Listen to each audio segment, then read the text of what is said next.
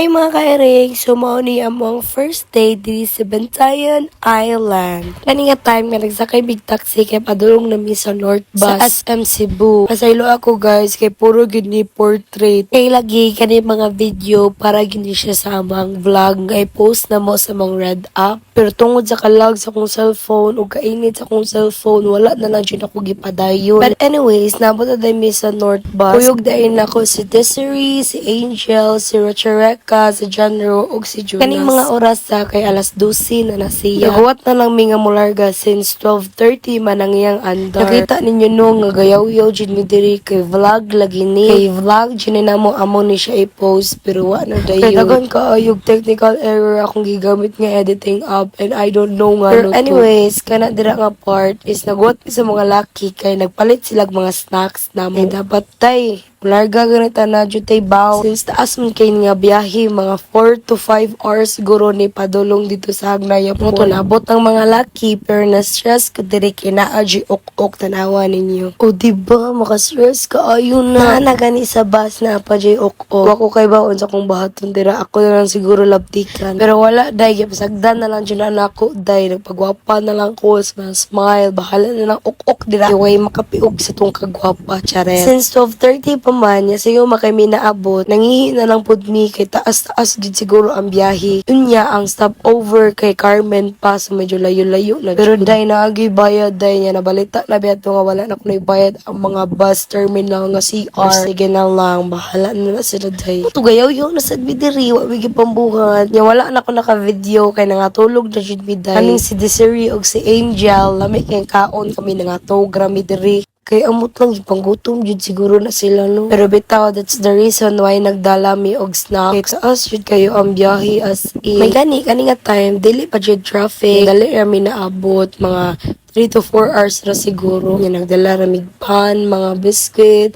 para lang in case gutomon mi nya. Dili biya na maghunong-hunong ang bus. Hindi na lang siguro kung naay mo na.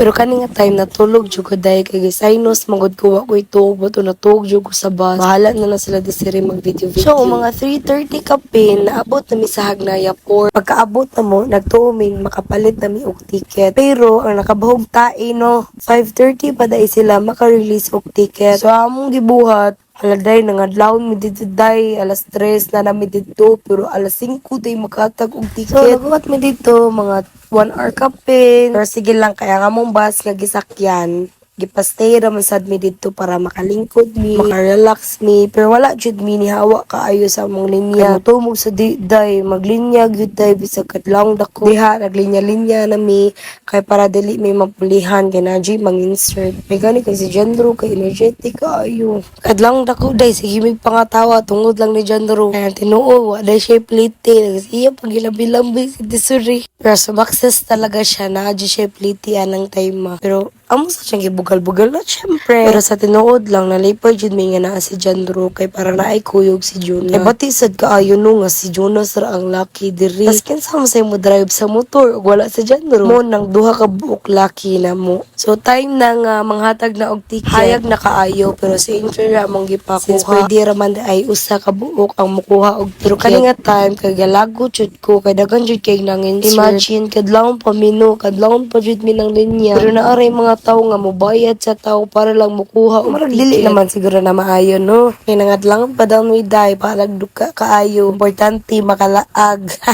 Tapos kani nga time, naglalis pa jud mi. Kaya ang paper bag na naang flowers ni Desiree ay nabutang sa lingkuran ni Desiree. So basin makit-an na. Wala na sa amora sang gikuan. Nga kani nga time nagchika-chika. Kaya again para lagi ni siya sa vlog like full vlog yun siya ba kung saan mo na itabo dito sa Bantayan. Update, asa may next day. Pero wala. Ako na lang gi-voice over na lang. Sige na lang. Pasensya kayo ninyo. If portrait yun niya akong video dire. Pero at least na may mga videos. Pero naasad may mga memories. No? Hindi dyan na mo kalimtan ng Bantayan Island trip na mo sa Barkada. Eh grabe kanindot o kalipay na mga aning mga adlaw. Judas it. To the point kaganan kay may mamali. And since nakakuha naman may ticket, among bus is isulod yun na siya dito sa barko. Nagawat na lang may nga mo under ang bus. Kaya na po may mga tao nga nakuha pa og ticket.